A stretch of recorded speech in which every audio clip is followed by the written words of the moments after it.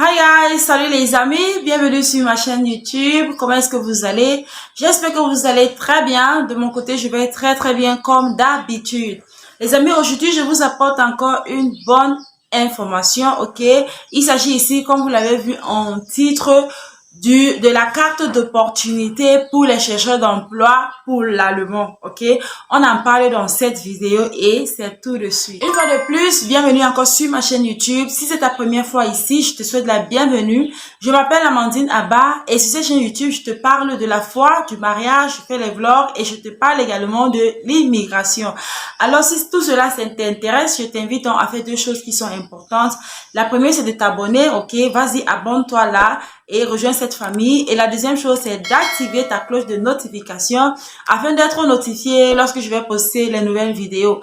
Et à tous ceux qui sont juste de retour, welcome back guys. Vous êtes les meilleurs. Et à ceux-là qui s'abonnent également, les amis, thank you so much. I am grateful. Alors la famille, comme je vous ai dit en introduction, aujourd'hui je viens pour vous parler de cette opportunité que le Parlement allemand a mis sur pied en juin dernier afin de permettre aux non-européens qui désirent aller s'installer en allemand et travailler en allemand de pouvoir profiter de cette opportunité qui est la carte d'opportunité. En anglais, on appelle ça Opportunity Card, ok? La carte d'opportunité, c'est différent du visa chercheur d'emploi que j'avais fait la dernière fois. Et si tu n'as pas regardé la vidéo sur le visa chercheur d'emploi pour l'allemand en passant, je te laisse ça ici dans le i ou là. Tu peux cliquer et tu verras cette vidéo-là. Alors, comme je disais, donc, cette carte d'opportunité est différente du visa chercheur d'emploi. Déjà parce que pour l'obtenir, c'est basé sur un système de pointage, ok?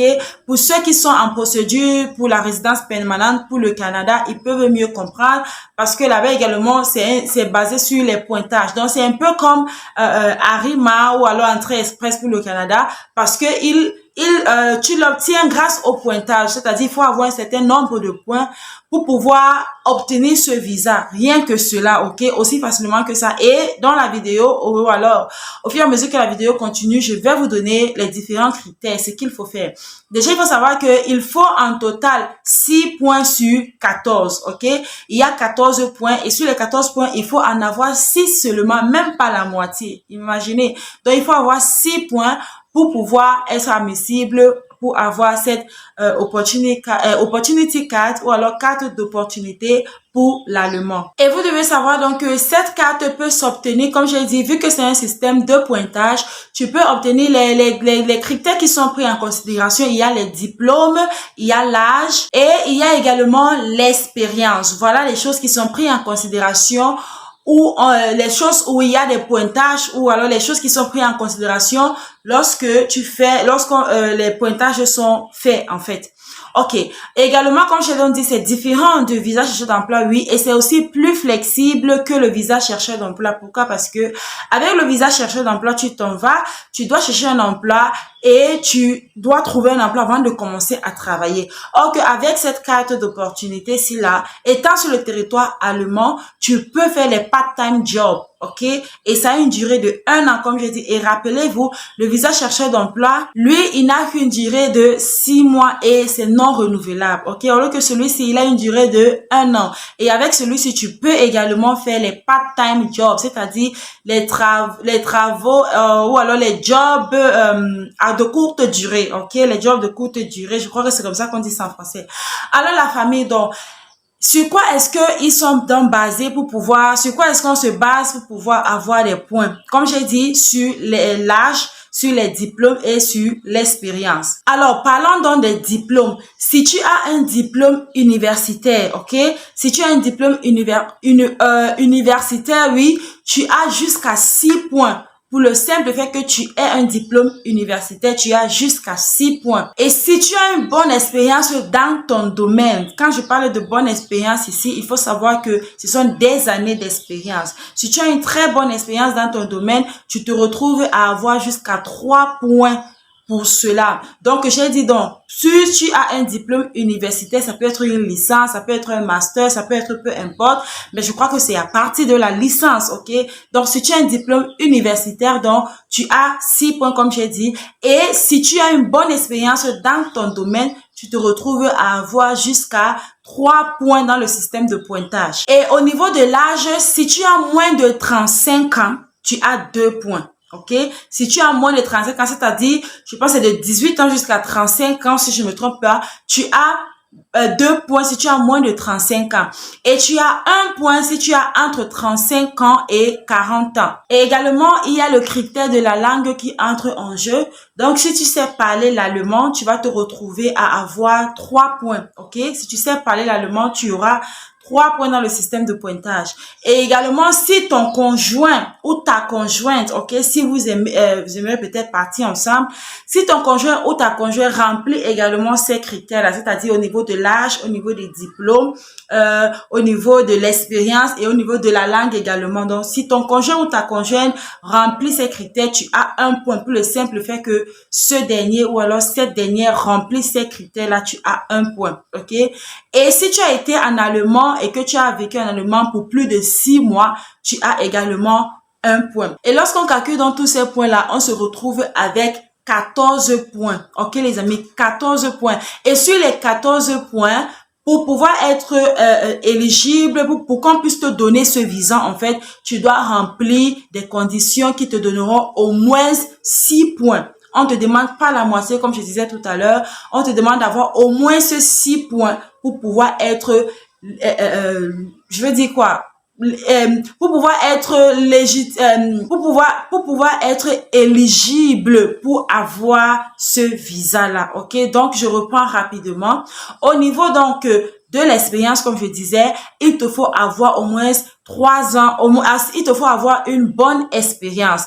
Il te faut avoir une bonne expérience dans ton domaine, c'est-à-dire des années d'expérience. Voir à partir, ils n'ont pas mis un certain nombre d'années, mais au moins, faudrait que ce soit des années d'expérience. Et là, tu as 3 points. OK?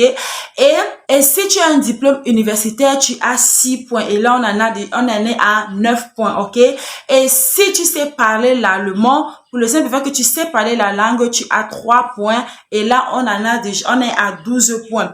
Si ton conjoint remplit ces critères-là, tu as 1 point, ça fait 13 points.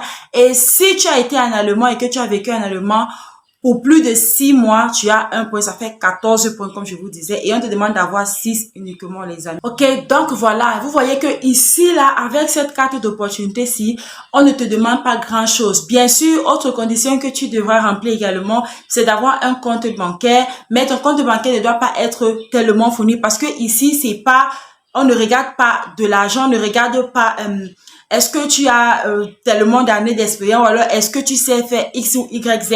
Si tu peux prouver les points où ils évaluent au niveau des pointages et que tu as tes 6 points, you are good to go, ok? You are good to go, les amis. Donc, je voulais donc vous passer cette information-là. Et autre chose que vous devez savoir également, c'est que vous pouvez le faire ou alors... vous pouvez appliquer de vous-même, bien sûr, vous pouvez appliquer de vous-même, ou alors vous pouvez également vous retourner vers des agents d'immigration, alors des agences d'immigration, afin que ces derniers puissent vous aider. Et c'est l'opportunité ici pour moi de dire que à tous ceux-là qui nous écrivent par email, les amis, nous répondons, nous vous invitons à vérifier vos emails afin de voir, parce qu'il y en a plusieurs qui je dirais peut-être ne regardent pas les emails et on n'a pas de retour et non, on va pas être en train de courir derrière vous parce que il y a beaucoup de personnes à qui nous devons répondre, à qui nous devons prêter attention, vous voyez. Donc, ce qui fait que c'est à vous de contrôler vos emails et de savoir si on vous a répondu ou pas. Et également, j'aimerais le dire aussi, les amis, les gens ne vont jamais travailler pour vous, ok? Ça, c'est une vérité. Les gens ne vont jamais travailler pour vous. Donc, si vous entrez en contact avec Amandine Abba TV, nous vous donnons nos conditions et si vous êtes d'accord avec ces conditions-là, pourquoi pas, nous serons très fiers et très heureux de vous orienter et de vous aider dans votre procédure d'immigration. Mais dans le cas contraire, les amis, vous n'allez que vous servir des vidéos que nous postons, des informations que nous donnons dans nos vidéos et qui sont même d'ailleurs des informations très vraies et très vérifiables. Et nous prenons la peine de vous donner les sites, les liens des différents sites de ce que nous parlons. De nos jours, sur YouTube, surtout pour ceux qui parlent d'immigration, c'est difficile que vous trouvez les gens qui vous parlent de cela en vous donnant les liens des sites. C'est très difficile. Mais sur Amandine Abba TV, je vous parle de cela et je vous donne les liens des sites qui vous permettent d'aller faire des recherches vous-même et de lancer votre processus d'immigration de vous-même. Pourquoi pas? Ok, les amis? Donc, voilà. Et aussi, autre chose que vous devez savoir, c'est que cette carte d'opportunité, en fait, sera mise à jour, alors sera disponible d'ici 2024. Ok, donc le Parlement, ils ont signé cela, ils ont mis cela en vigueur, ils ont signé cela, ils ont approuvé cela, mais cela entrera en vigueur d'ici 2024. Et je vous dis, les amis, il va falloir en profiter. Il ne manque que 6 mois.